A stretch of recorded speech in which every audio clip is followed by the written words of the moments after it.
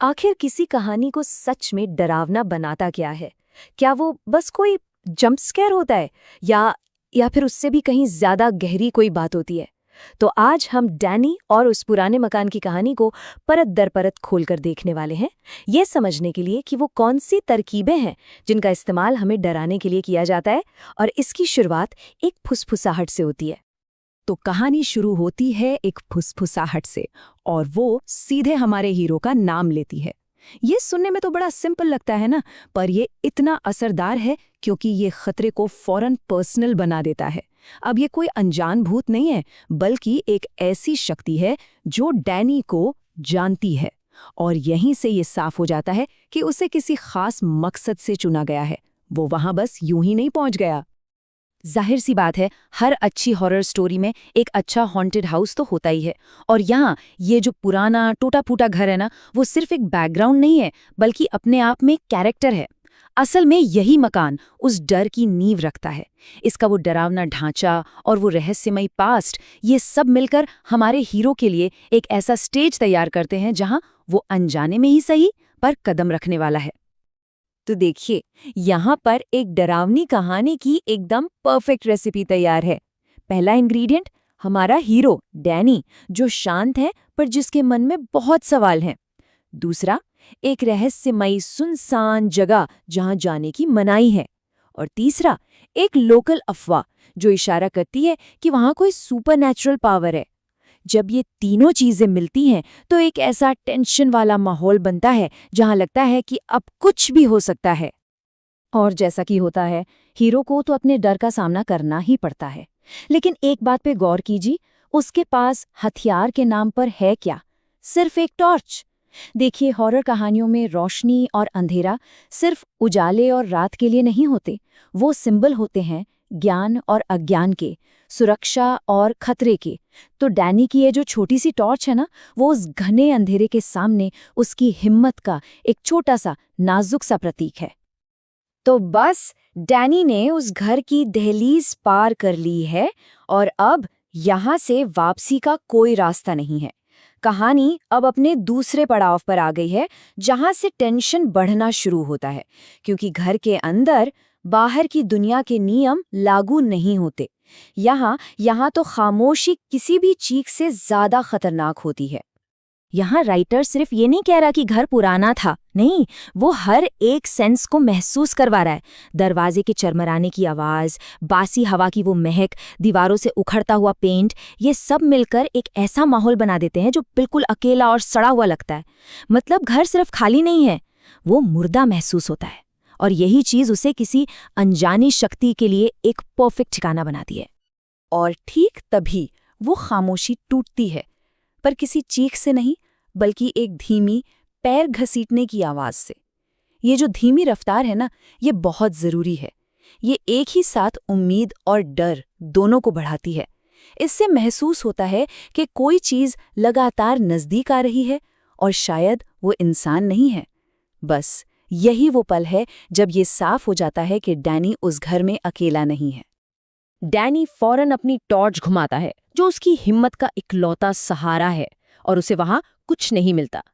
ये classic horror trick है जो हमारे फियर ऑफ द अननोन पर काम करती है। जब खतरा दिखाई नहीं देता ना, तो हमारा दिमाग उस खाली जगह को अपने सबसे बुरे डरों से भरने लगता है। तो अब खतरा सिर्फ उस घर में नहीं है, बल्कि डैनी के अपने दिमाग में भी है। और फिर वही फुसफुसाहट लौटती है, लेकिन इस बार कुछ अलग है। इस बार आवाज ठीक उसके पीछे से आती है। ये जो नजदीकी है ना, ये सब कुछ बदल देती है। अब ये सिर्फ कोई रहस्य नहीं रहा, ये एक सिर पर मंडराता खतरा बन गया है। मतलब किसी के पर्सनल स्पेस में घुसपैठ हो चुकी है और अब भागने की भी कोई जगह नहीं बची है। और इसी के साथ हम कहानी के क्लाइमैक्स पर पहुंच जाते हैं। ये वो पल है जहां अब तक बनाया गया सारा टेंशन और डर अपनी पीक पर पहुंचता है।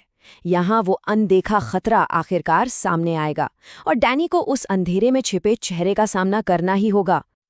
और फिर ठीक सबसे बुरे वक्त पर हिम्मत का वो इकलौता सहारा, उसकी टॉर्च बंद हो जाती है। ये एक बहुत ही क्रूअल लेकिन जबरदस्त ट्विस्ट है। ये हीरो से उसकी सुरक्षा, उसकी देखने की ताकत, सब कुछ छीन लेता है। अब वो पूरी तरह से बेबस है उस अंधेरे में छिपे खतरे के रहमो करम पर। उस घुप अंधेरे में अब सिर्फ आवाज ही बची है, और वो कदम अब धीमे नहीं है, वो तेज हो रहे हैं और नजदीक आ रहे हैं। ये सुनने की सेंस का क्या कमाल का इस्तेमाल है। जब देखने की ताकत चली जाती है तो हम सब डैनी की तरह ही मजबूर हो जाते हैं, सिर्फ आवाज के सहारे खतरे को अपनी तरफ बढ़ता हुआ महसूस करते हैं। और फिर उम्मीद की एक झूठी किरण, टॉर्च एक आखिरी बार जलती है। क्या ये बचने का मौका है? नहीं, ये उससे भी बुरा है। ये तो रोशनी की बस एक छोटी सी झलक है जो हीरो को और हमें भी उस अंधेरे में छिपे असली खौफ को साफ साफ दिखाने के लिए दी गई है। तो जरा देखिए कि उस खौफनाक मंजर को कैसे दिखाया गया है। उसे एक साथ नहीं बल्कि टुकड़ों में बताया गया है। एक काली सी परछाई, पूरी तरह से सफेद आंखें जिनमें पुतलियां नहीं हैं, और एक ऐसी मुस्कान जो गालों को चीर रही है। ये जो तरीका है ना, ये हमें हर एक डरावनी डिटेल पर ध्यान देने के लिए मजबूर करता है, और फिर हमारी कल्पना उन खाली जगहों को भर देती है, जिससे एक ऐसी तस्वीर बनती है जो शायद स्क्रीन पर दिखाई जाने वाली किसी भी चीज से ज्यादा डरावनी हो। डैनी भागने की कोशिश तो करता है, लेकिन वो घर उसे जाने नहीं देगा। दरवाजे का अपने आप जोर से बंद हो जाना, ये एक बहुत बड़ा टर्निंग पॉइंट है। ये उस सुपरनैचुरल पावर का आखिरी और सबसे साफ सबूत है। अब भागने का कोई रास्ता नहीं बचा। वो घर एक जिंदा चीज है और डैनी अब उसके अंदर कैद हो चुका है। और फिर आते हैं वो आखिरी दिल दहला देने वाले शब्द, तुम्हारी कहानी अभी खत्म नहीं हुई। ये सिर्फ एक धमकी नहीं है, ये एक श्राप है। इसका सीधा मतलब है कि डैनी अब उस घर की एक बड़ी और भयानक कहानी का हिस्सा बन चुका है। वो अब कहानी का हीरो नहीं रहा, वो अब खुद उस कहानी का एक और भूत बन गया है। तो ठीक है, क्लाइमैक्स तो खत्म हो गया, लेकिन कहानी अभी बाकी है। डरावनी कहानियों में अक्सर जो अंजाम होता है ना, वो सबसे ज्यादा परेशान करने वाला हिस्सा होता है। यहीं पर हमें उस खौफ का असली असर देखने को मिलता है, और ये महसूस होता है कि कुछ बुराइयां कभी सच में खत्म नहीं होती। कहानी का अंत बहुत अचानक और बेरहम है। डैनी कभी वापस नहीं आता। इस तरह का जो निराशाजनक अंत होता है ना, वो अक्सर सुनने वालों के मन में जो एक सुरक्षा का एहसास होता है, उसे तोड़ने के लिए इस्तेमाल किया जाता है। ये इस परेशान करने वाले आइडिया को और पक्का करता है कि कभी-कभी अंधेरा ही जीतता है और बचने का कोई रास्ता नहीं होता। और यहीं पर कहानी का आखिरी जबरदस्त ट्विस्ट आता है। डैनी का जो दुखद अंत हुआ, वो अब एक नई कहानी बन जाता है। मतलब जिस अफवाह को सुनकर वो उस घर में गया था, अब उसकी जगह डैनी की अपनी कहानी ने ले ली है। वो टॉर्च की टिमटिमाती रोशनी, वो फुसफुसाहट, अब सब उसकी हैं।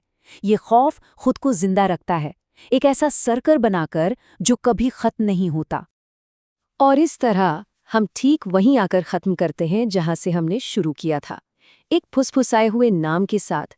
ये जो सर्कुलर स्ट्रक्चर है, ये हमें बताता है कि ये कहानी असल में कभी खत्म ही नहीं होती।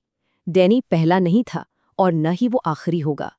वो फुसफुसाहट हमेशा रहती है, हमेशा किसी अगले जिज्ञासु बच्चे की तलाश में जो उसकी पुकार का जवाब दे। तो आखिरी सवाल बस यही रह जाता है, क्या डैनी की कहानी सच में खत्म हो गई, या वो अब हमेशा के लिए उस घर में बस एक फुसफुसाहट बनकर रह गया है? ये सवाल हमें इस बात पर सोचने के लिए मजबूर करता है कि कहानियाँ, खासकर डरावनी कहानियाँ, एक तरह से जिंदा होती हैं। वो उन्हें सुनने वालों के दिमाग में खुद को बार बार दोहराती रहती हैं। और शायद कुछ कहानियाँ सच में कभी खत्म नहीं होती।